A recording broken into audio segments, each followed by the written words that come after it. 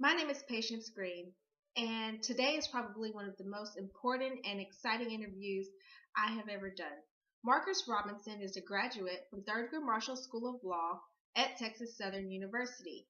I will discuss with him today his personal experience and the importance of HBCUs. I met Marcus Robinson at the Robinson Law Group, a place where he thrives and makes justice happen. Are you from Houston, Texas originally? No, I'm not from Houston, Texas originally. I was born in Jamaica and grew up on the East Coast in New Jersey, Patterson, New Jersey. That's probably the accent you're hearing. Some people say I still have a slight East Coast accent. But when I got the opportunity to come and visit Houston years ago, I fell in love with the city. And when I came back to go and interview for law school over at Thurgood Marshall School of Law, I loved the campus. I loved the people there, and I wanted to come here to go to school. I know you are a product of an HBCU attending Thurgood Marshall School of Law. What made you choose to go there? I was accepted first and foremost. I came down and visited the school and enjoyed the people, the atmosphere of the campus, and the cozy and intimate relationship that the students had with the professors in terms of providing hands-on law school education, and that's what I was looking for. Okay. And what kind of interactions did you have there with people that were not of your racial background? Was it a lot of that going on? Yeah, I mean, Thurgood Marshall is a very diverse law school. We're probably one of the most diverse law schools in the country. At the time, we probably were 35 to 40% African American in terms of the student class, then about 30, another 30% Hispanic, and then Caucasian and Asian made up the rest. So you had to interact with the different races, different geographical areas where students' backgrounds brought them from. So it was an interesting melting pot of different views, different ideas, different philosophies, and it was a very interesting process. I know you have your own law practice. Is that correct? Correct, Robinson Law Group, PLLC. So do you feel that those interactions and going to Thurgood, do you feel that that prepared you for where you are today with the successful running law firm? Yes, I mean the law school process helped me develop my analytical skills. Going to Thurgood also toughened me up.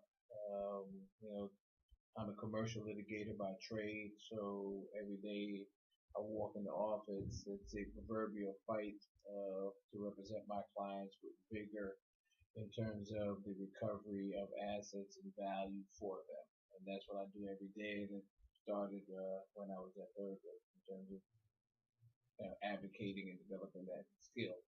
Do you have any memories that stick out most to you while you During were my at time, yeah, during your time at Thurgood? okay, I would probably say my first year in law school, spring semester, I had gone to Detroit to run for the Black Law Students Association or regional director.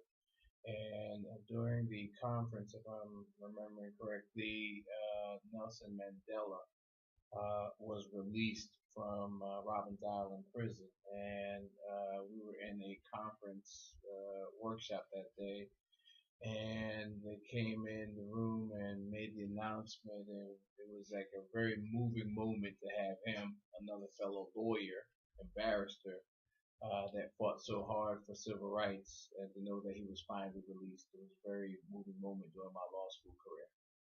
Now, I know there's been a lot going on as far as the shootings at TSU. Was there a lot of violence going on back then while you were in school? Again, Texas Southern University and the law school that sits on the campus, we're in a urban area.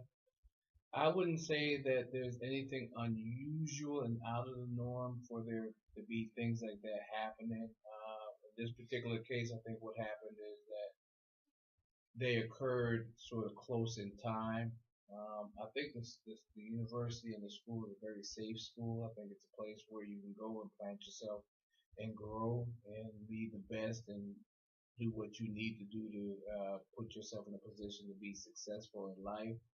So even though there were some anomalies recently, it's nothing unusual. The same thing has happened across the country at other campuses.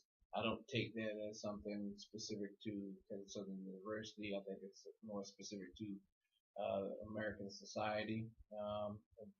And in for most part, and in reality, it's something that we will always have to deal with.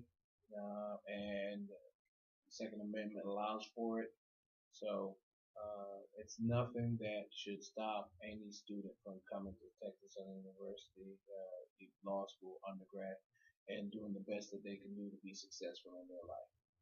So you are saying that there was not as much violence back when you were in school, though. Is that correct?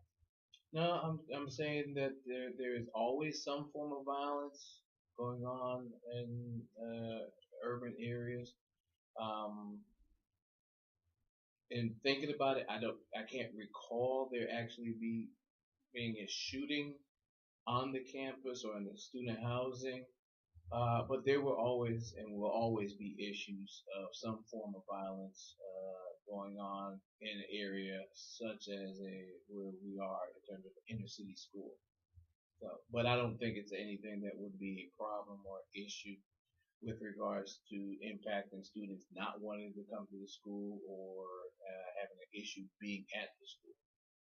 What type of advice would you give this new generation that's up and coming? I think what would be helpful from what I've seen for your generation is that got to be focused. I remember one of my professors when I was at Texas Southern University said you have to stay the course and be ready to work hard and put your nose to the grindstone and be successful. You have to be focused on your goals. You have to be ready to work hard for your goals, and you have to be the person that's going to support you. As my mother always used to say, you're going to be your only cheerleader your entire life. So you have to be focused on making sure that you get up and get done what needs to be done every day to move you along in your life to be successful. And that is what I would suggest and urge to the next generation. Do you feel that HBCUs are important?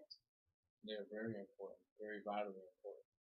I mean, the HBCU system is set up as a main artery to provide leadership for young African American and to a broader extent now to a minority community from the Hispanic and Asian community. It serves as a pool for talented young folks to go get an education and go out to become leaders in the community. If you look at the rich history of Texas Southern University, you have the Barbara Jordans, the Mickey Lelands, um, the Senator Rodney Ellises, the multiplicity of state representatives and leaders across the board that came from Texas University that are now doing things to improve and build on the community being a better place for themselves and for the next generation.